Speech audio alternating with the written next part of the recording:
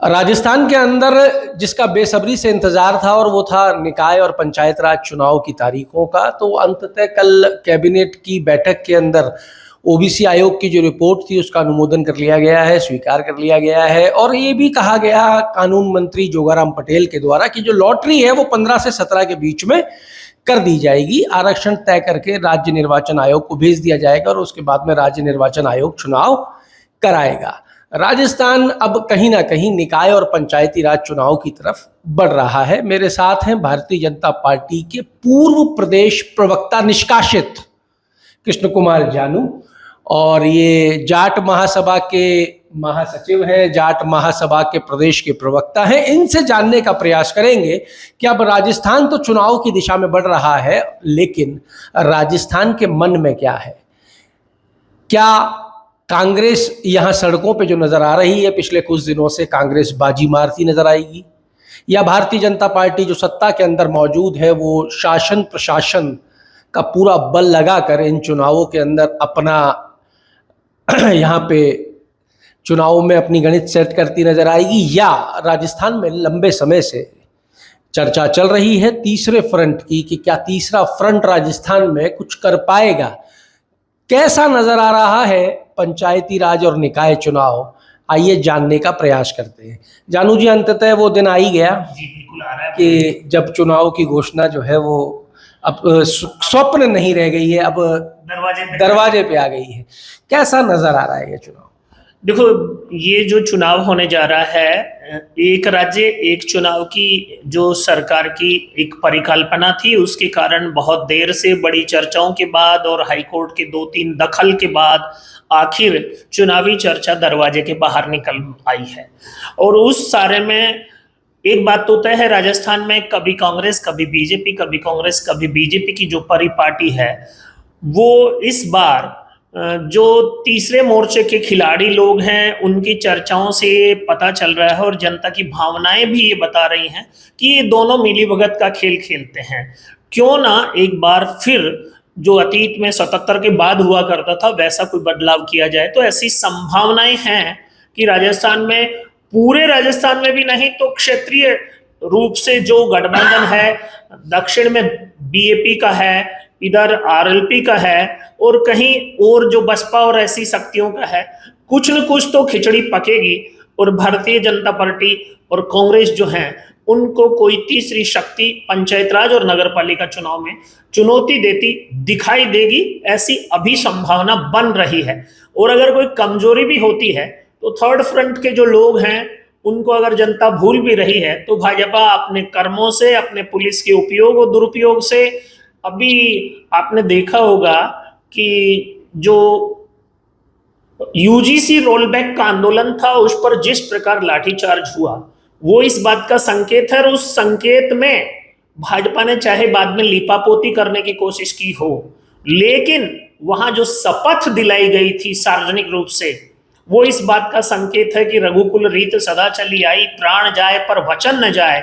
और भारतीय जनता पार्टी जिस रघुकुल रीत के लोगों के बलबूते अपनी नीति बना रही है, तो उसके नीचे का ग्राउंड जीरो पर काम करने वाला, अपने बच्चों के फ्यूचर की चिंता करने वाला जो युवा, महिला, पुरुष सड़क पर आया था, वो तो स्मृति में डंडे लाठी लेकर गया है।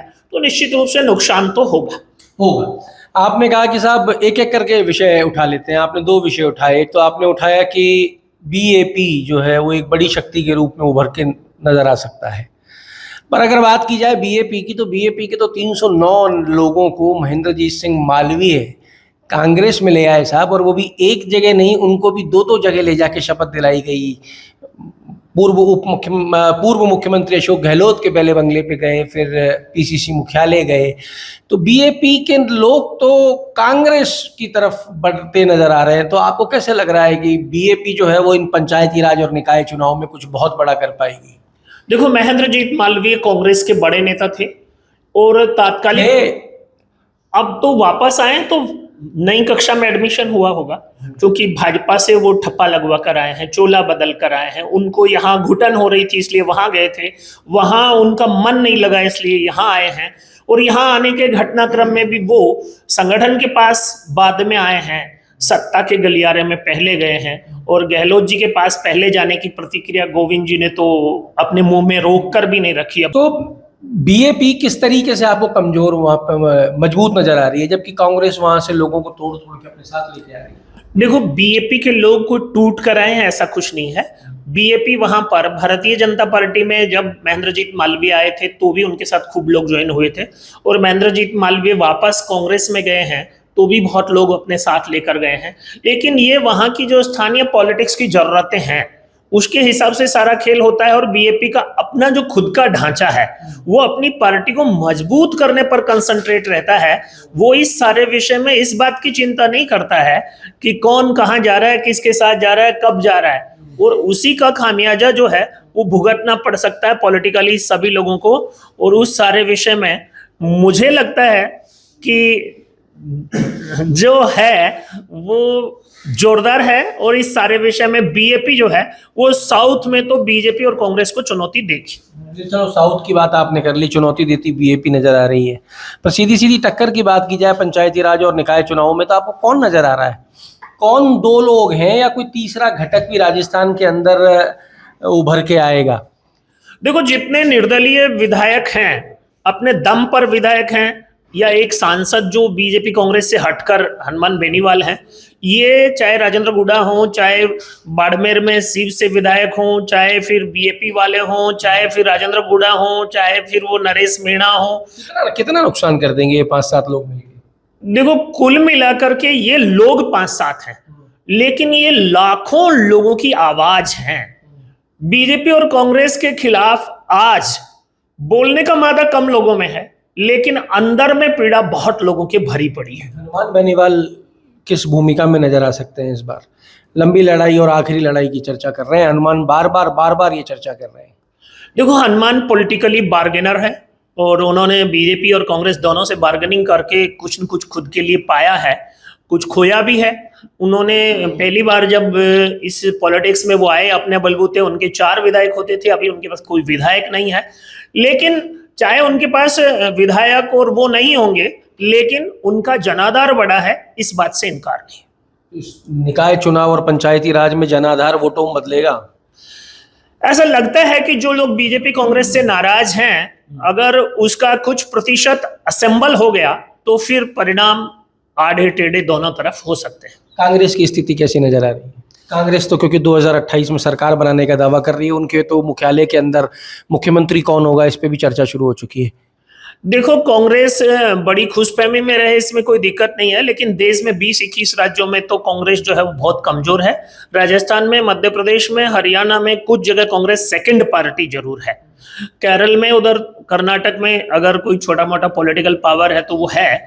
तो कांग्रेस उत्तर भारत में कोई बहुत बड़ा सपना लेकर चल रही है। राजस्थान में जिस प्रकार की भारतीय जनता पार्टी की कमजोर सरकार चल रही है, उसके बावजूद भी अगर कांग्रेस जो है वो ये ख्वाब नहीं देखे तो फिर तो वो खत्म पार्टी मानी जाती है। इसलिए ख्वाब देखना बनता है, लेकिन ख्वाब को हकीकत में धरातल पर उतारने की स्थितियां अभी नहीं है, क्योंकि कांग्रेस भी अंदर खाने बिखरी हुई है, एक दूसरे के साथ सहमत का खेल खेल रही है। चलिए, आपकी विषय पे आ जाते हैं, भारतीय जनता पार्टी पे आ जाते हैं। भारतीय जनता पार्टी क्या कुछ करती नजर आ रही है इन पंचायती राज और निकाय चुनाव के अंदर? क्योंकि भारतीय जनता पार्टी के पास दावे करने के लिए बहुत कुछ है। पानी है, यमुना जल समझौता है, राम जल सेतु है, राजस्थान के विकास की बातें हैं, और बहुत से मुद्दे हैं, रिफाइनरी है। मतलब हर संभाग को अगर मैं छेड़ूं राजस्थान के, तो हर संभाग में कुछ ना कुछ बात करने के लिए भाजपा पे है। और उससे भी ऊपर अब भारतीय जनता पार्टी एक तिरंगा यात्रा निकालने जा रही है, जिसके अंदर हर घर तिरंगा लगेगा। 80 लाख घरों पे तिरंगा लगाने का टारगेट लिया गया। यानी कि भाजपा कहीं ना कहीं लोगों को सीधे या अप्रत्यक्ष रूप से छूने का काम शुरू कर चुकी है। इसको कहीं ना कहीं हर घर तिरंगा भी जो है वो चुनावी रणनीति के तहत ही देखा जाएगा। भारतीय जनता पार्टी की क्या स्थिति नजर आ रही है? भारतीय जनता पार्टी राजस्थान में जिन उम्मीदों के साथ लोगों ने सरकार बनाई थी, उन उम्मीदों में तो डिरलमेंट आया है। यानी लोगों की अपेक्षाएं तो पूरी नहीं हुई। नीचे भारतीय जनता पार्टी का जो वोटर है वो इस बात का संदेश दे रहा है। भाजपा की वर्तमान की स्थिति पर भाजपा के जो सांसद हैं, विधायक हैं, मंत्री हैं, बड़े पदाधिकारी हैं या संघ के बड़े अधिकारी हैं, भाजपा के शासन से बड़े खुश हैं। लेकिन भाजपा का वोटर, भाजपा का बूथ अध्यक्ष और संघ का साधारण स्वयंसेवक इन 13 साल मोदी जी के शासन में इस समय जिस निराशा के गर्त में वो जा रहा है उसे संभालने की स्थिति नहीं है। भारतीय जनता पार्टी राजनीतिक रूप से हर महीने दिल्ली से एक कार्यक्रम आता है, कॉरपोरेट कंपनी की तरह सर्कुलेट होता है, नीचे तक उसका सर्कुलेशन जाता है और ये जो तिरंगा है ये राष्ट्रवाद की चाशनी का प्रसाद है। जो पाएगा देशभक्त कहलाएगा और जो तिरंगा नहीं फहराएगा वो भाजपा की परिभाषा में देशभक्त नहीं कहलाएगा। पता नहीं क्यों ऐसे कार्यक्रम आयोजित किए जा रहे हैं। जमीन के कार्यकर्ता की संतुष्टि का कौन सा एजेंडा इंप्लीमेंट हुआ है? जिन यमुना के पानी की, ईआरसीपी के पानी की आप बातें कर रहे हो, उनका कितना प्रतिशत हुआ है? अगर यमुना का पानी जो शेखावाटी में हमने भजन लाल जी का बैनर, होर्डिंग, पोस्टर लगाकर भागीरथ बनाया है, उसका तो अभी डीपीआर ही नहीं बना है। केवल और केवल कागजों में अमित शाह की मौजूदगी में साइन करा लेने से हरियाणा से पानी राजस्थान नहीं आया है, या फिर जयपुर में अमित शाह जी और भजन लाल जी के अकेले होर्डिंग पोस्टर लगा देने से उसकी पुष्टि नहीं हो जाती है। लोगों को पानी मिलेगा तो संतुष्टि होगी। इस प्रकार का समझौता तो 94 में भी हुआ था, लेकिन पानी तो आज तक नहीं आया। फिर नया समझौता, नई सरकार, नए हस्ताक्षर, पानी आए बिना अब लोग मानेंगे नहीं। भाजपा ने ये बहुत जल्दी की है। 2 साल पहले इस समझौते को कर लिया है। 2.5 साल पहले से किया गया समझौता अगर चुनाव की परिणति तक कहीं काम होता नहीं दिखा तो सजा मिल सकती है। क्या लग रहा है फिर आपको निकाय चुनाव में टक्कर कैसी रहने वाली है? देखो, निकाय चुनाव में जिन मुद्दों पर चुनाव होने वाला है, भारतीय जनता पार्टी वर्तमान में देश में 2 बड़े वोट बैंक खो चुकी है। एक तो वो वोट बैंक जो राम में आस्था रखकर भाजपा को ही, जो राम को लाए हैं हम उनको लाएंगे, जो राम का चंदा खाएंगे, चढ़ावा खाएंगे, उनको अब जनता जिताएंगे। लोग सवाल तो पूछेंगे। और उस पर अभी तो एसआईटी यूपी सरकार ने बनाई है, ट्रस्ट भारत सरकार ने बनाया है। अरे भाई, दादा के खिलाफ पोता कार्रवाई कर पाएगा क्या? कुल मिलाकर जो कार्रवाई की स्थिति है वो भी एसआईटी जो है यूपी के चुनाव तक टालमटोल की रिजल्ट आते रहेंगे। मुझे नहीं लगता कि उसका कोई कंक्लूजन फाइनल होकर के सामने आएगा। और दूसरा बड़ा वोट बैंक मोदी जी के सामने परीक्षा पर चर्चा करके छात्रों को जो लॉलीपॉप दी थी और ये जो एनटीए बनाया था धर्मेंद्र प्रधान ने, और धर्मेंद्र प्रधान के इस्तीफे के बाद एनटीए में जिस प्रकार की कार्रवाई तुरंत 29 अधिकारियों के खिलाफ की है, उससे इस बात की युवा वर्ग में पुष्टि हो गई है कि भारतीय जनता पार्टी की करनी और कथनी में अंतर है। पिछले 13 साल में भारतीय जनता पार्टी समर्थित संगठन विद्यार्थी परिषद कोई आंदोलन नहीं कर रहा। यह इस बात का संकेत है कि युवाओं को भारतीय जनता पार्टी ने विद्यार्थी परिषद से तोड़कर सीधा प्रधानमंत्री से जोड़कर जो खेल खेला था वो इस पेपर लीक कांड में कमजोर नहीं, बहुत कमजोर हुआ है। और जन संगठनों में बीएमएस कोई काम नहीं कर रहा है, किसान संघ कोई काम नहीं कर रहा है, यूएपी और डीएपी और यूरिया आज भी नहीं मिल रही है। पूरे राजस्थान में उसकी किल्लत है।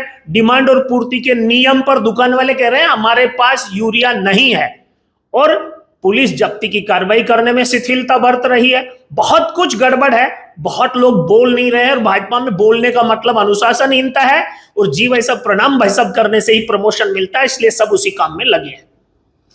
लीजिए साहब, ये आप सुन रहे थे कृष्ण कुमार जानू को। आप भारतीय जनता पार्टी के पूर्व प्रदेश प्रवक्ता रहे हैं, अभी निष्कासित हैं, और जाट महासभा के भी ये महासचिव हैं, और इनका राजनीतिक विश्लेषक का भी लंबा अनुभव जो है वो है। हालांकि पंचायती राज और निकाय चुनाव और से कोई भी सत्ता में कोई बहुत बड़ा परिवर्तन नहीं हो जाता है, नतीजे किसी के भी पक्ष में जाएं, लेकिन ये जरूर कहा जाता है कि पंचायती राज चुनाव और निकाय चुनाव जो है वो आने वाले विधानसभा चुनाव के लिए एक दस्तक का काम जरूर करते हैं। क्योंकि जब आपको विधानसभा चुनाव के लिए मैदान में उतरना होता है तो प्रधान, उस जगह का सरपंच आपके चुनाव प्रचार में और आपकी बातों को नीचे तक पहुंचाने में सबसे अहम कड़ी का काम करते हैं।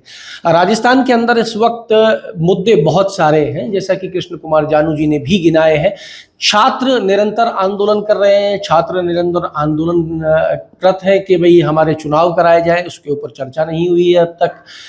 आपने देखा था किस तरीके से पेपर लीक के खिलाफ लड़के सड़कों पे उतरे थे, उस पर हालांकि एक्शन ले लिया गया है। अब ये घाव कितना गहरा है ये चुनाव के वक्त ही आंका जा सकता है।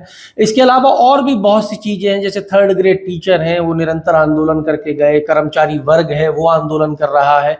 तो राजस्थान में आंदोलनरत बहुत से लोग हैं। अब देखना ये होगा कि भाजपा इसको कैसे मैनेज कर पाती है, और दूसरी तरफ कांग्रेस पार्टी इन मुद्दों को भुना के क्या कुछ सीटें इन मुद्दों के दम पर अपनी झोली में लेके आ पाती है। राजस्थान में पिछले 2.5 वर्षों में तीसरे मोर्चे के नाम पर कई बड़े नाम राजस्थान की जनता ने बनाए हैं, जिसमें नरेश मीणा एक बड़ा नाम है जो चुनाव लड़ने के लिए उतरा और उसके बाद में वो नाम बड़ा होता चला गया। इसी तरीके से राजस्थान में हनुमान बेनीवाल की जो पॉपुलैरिटी है वो बड़ी है। फिर राजस्थान के अंदर कई जगह छोटे छोटे घटक आपको नजर आते हैं, जिसमें बसपा है, बीएपी है। अब ये सब मिलकर कितना नुकसान इन दोनों बड़ी पार्टियों को राजस्थान में करते हैं ये देखना होगा। पर यह तय है कि राजस्थान में इस बार के निकाय और पंचायती राज चुनाव जबरदस्त तरीके से रोचक होने वाले हैं और किसी भी एक पक्ष के पक्ष में जाते नजर नहीं आ रहे।